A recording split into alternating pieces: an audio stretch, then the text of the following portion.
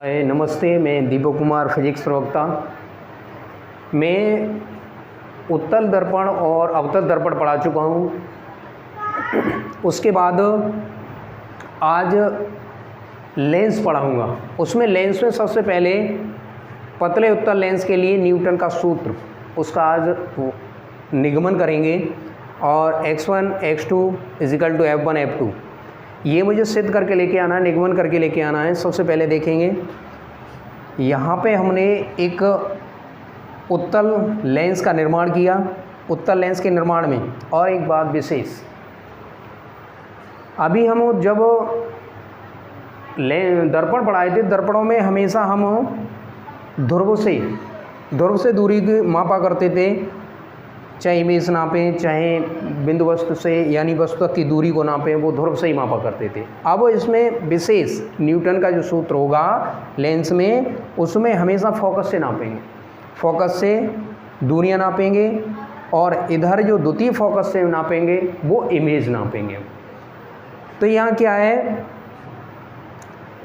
Sir, और एक विशेष बात है इसमें, सबसे विशेष बात ये और है कि इसका जो प्रयोग होगा वो वास्तविक प्रतिबिंबों के लिए होगा, आभासी प्रतिबिंबों के लिए नहीं होगा। तो यहाँ देखेंगे, सर्वप्रथम हमने एक उत्तल लेंस का निर्माण किया। उत्तल लेंस में एक मुख्य अक्ष खींचा, मुख्य अक्ष पे AB एक वस्तु रखी। वस्तु हमेशा मुख्य अक्ष के समांतर चलती है और समांतर चलने के बाद फोकस से निकल जाती है। और फिर दूसरी जो वस्तु है जो दूसरी किरण है वो वस्तु से फिर चलेगी और लेंस से टकरा करके वो मुख्य अक्ष के समानांतर हो जाएगी। पहली किरण क्या थी? पहली किरण चली बिंदु वस्तु से, यानी वस्तु से कोई किरण चली, वो मुख्य अक्ष के समांतर चली, समांतर चलने के बाद फोकस से निकल गई। और जब दूसरी किरण चली तो वह वस्तु से चली और फोकस से, प्रथम फोकस से निकल करके और लेंस से टकरा करके मुख्य अक्ष के समांतर हो गई। अब सर्वप्रथम हमने एक त्रिभुज लेंगे। वो त्रिभुज मैंने ऐसे रंगीन बना दिए हैं, लाइनिंग करके बना दिए हैं, F1 AB और F1 PN। तो सर्वप्रथम हमने ले लिया त्रिभुज F1 AB व त्रिभुज F1 PN समरूप त्रिभुज है। कैसे समरूप त्रिभुज? समरूप त्रिभुज की पहचान मालूम ही है, इनकी भुजाओं का अनुपात बराबर होता है, इनके एंगल बराबर होते हैं, ठीक है। तो सर्वप्रथम हम क्या लेंगे इसमें से? AB भुजा का अनुपात है वो PN भुजा के बराबर है, वो PN भुजा के बराबर है, बराबर AF1 जो भुजा का अनुपात यहाँ तक है वो भुजा का यहाँ तक है। तो AF1 अपॉन F1P। अच्छा, यहाँ पे देखेंगे PN है, जो PN है वो किसके बराबर है? A' B' की। आप लिख देंगे, चूँकि PN बराबर A' B' तो लिखेंगे AB upon A' B' PN की जगह मान लगा दिया, और AF1 अपॉन में F1P इन इक्वेशन फर्स्ट। अब दूसरा लेंगे, जो दूसरा त्रिभुज लेंगे, वो दूसरा त्रिभुज क्या होगा आपका? यहाँ से दिखाई दे गया होगा आपको, त्रिभुज ऊपर थोड़ा और लिखते हैं, त्रिभुज F2PM व त्रिभुज F2A',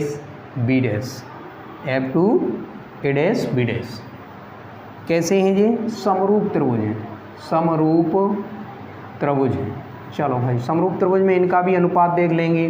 जो PM है वो किसके बराबर है? आप लिख सकते हैं PM अपॉन A' B' अनुपात के बराबर है ये। उसके बाद बराबर PF2 अपॉन F2A'। यहाँ पे जो PM दिखाई दे रहा है मुझे, वो PM बराबर कितने के? AB के बराबर में। इस भुजा की लंबाई है, इस भुजा के बराबर है, क्योंकि ये दोनों समानांतर हैं, पैरेलल हैं। पैरेललों के बीच की दूरी हमेशा बराबर होती है। तो यहाँ पे देखेंगे चूँकि पी एम बराबर में ए बी, चलो भाई लगा देते हैं यहाँ पे पी एम है उसकी ए बी लगाएंगे, A B upon A dash B dash बराबर में पी एफ टू अपॉन में एफ टू ए डैश। इससे ए वन मत कह देना, ए डैश है आपका, ए डैश। अच्छा भाई अब देख लेंगे इनके लिए सबके मान है या नहीं, ये देखते हैं एक बार। Equation second, A F one का मान है, आप लिखेंगे समीकरण 1 व 2 से, समीकरण 1 व 2 से देखेंगे हमारे एल एच एस इक्वल इन्हें छोड़ देंगे, बचा कितना ए F one upon F one P. हमें ये सिद्ध करना है, हमें पतले उत्तल लेंस के लिए न्यूटन का सूत्र ये सिद्ध करना है। अब फिर देख लेते हैं हम, बचा कितना हमारे पास ए एफ वन पी बराबर ये बचा P F two upon F two A dash. ये इक्वेशन बना। इस इक्वेशन को क्या करेंगे हम, इस इक्वेशन के जो भी मान हैं यहाँ पे देखेंगे वो लगाते जाएंगे। सबसे पहले देखेंगे ए एफ वन का मान x1, वो भी अकॉर्डिंग चिन्ह परिपाटी, चिन्ह परिपाटी के अनुसार, चिन्ह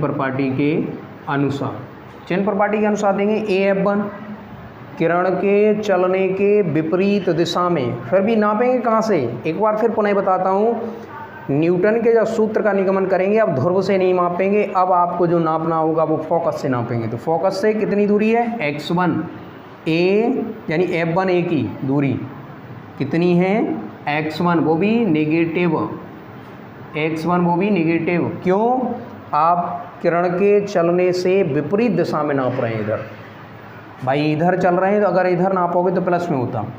अब f1 p देखेंगे, f1 और p कितना है, ये भी कितना रहेगा आपका, भाई किधर नाप रहे हैं, इधर नाप रहे हैं ना, तो ये हो जाएगा आपका माइनस का f1 बराबर। अब आ जाओ पी एफ टू की वैल्यू कितनी है f2, और वो भी धनात्मक, क्योंकि किरण के चलने की विपरीत उसी दिशा में नाप रहे हैं ना, पी एफ टू तो प्लस का रहेगा अपॉन, इधर देखेंगे कितना रहेगा f2 ए डैश, f2 और ए डैश का है वो भी धनात्मक रहेगा, वो भी f2 ए डैश का मान, सॉरी ये गलत हो गया, कोई दिक्कत नहीं, यहाँ पे जो मान होगा वो यहाँ x2 होगा, कोई बात नहीं x2 होगा।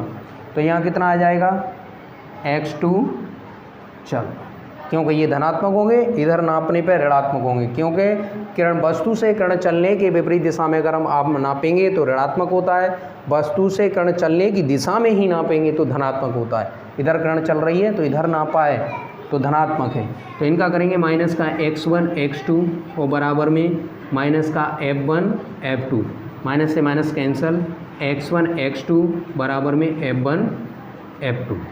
ये हमारा सिद्ध हो गया। ये क्या है हमारा, पतले उत्तल लेंस के लिए न्यूटन का सूत्र।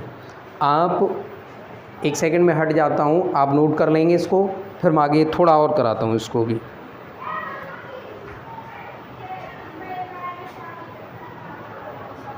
आप कर लिया होगा, आप इसे लिख सकते हैं। यह सूत्र किसके लिए मालूम पड़ गया होगा, और इस सूत्र की खासियत मैंने बता दिया था, ये वास्तविक प्रतिबिंबों के प्रयोग में लाया जाएगा और आभासी प्रतिबिंबों के प्रयोग में नहीं लाया जाएगा, क्योंकि जिस तरफ वस्तु होगी उस तरफ ही इमेज बनेगा, इसलिए आभासी के प्रयोग में नहीं लाया जाएगा। यदि दोनों ओर माध्यम समान हो, इधर लिख देता हूँ, ठीक है, यदि दोनों ओर माध्यम कैसे हों, माध्यम समान हों, जब दोनों माध्यम समान होंगे तो F1 बराबर F2 बराबर में F कर दो, यहाँ मान लगा दो, x1 x2 बराबर F इंटू F। भाई F1 की जगह कितना लगाना है, F2 की जगह भी कितना लगाना है F, तो x1 x2 बराबर में F²। ये है आपका पतले उत्तल लेंस के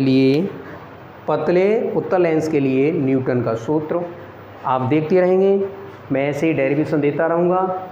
और ज़्यादा से ज़्यादा भाई लाइक व शेयर करें, और जितने भी होंगे आप इसके बाद में दूसरा और लेंसों के रह गए हैं उनको भी मैं करा दूँगा। लेंस का उत्तल लेंस के लिए लेंस का सूत्र है, और अवतल के लिए उत्तल के लिए सब करा देंगे। Thank you so much.